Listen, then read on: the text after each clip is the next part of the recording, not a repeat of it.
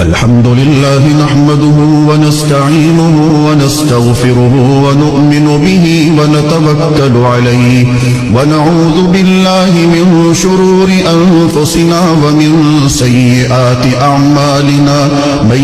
يهده الله فلا مضل له ومن يضلله فلا هادي له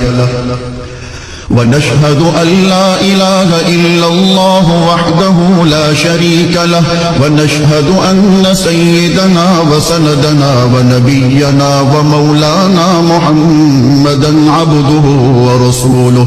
أرسله بالحق بشيرا ونذيرا وداعيا إلى الله بإذنه وسراجا منيرا وصلى الله تعالى على خير خلقه محمد وعلى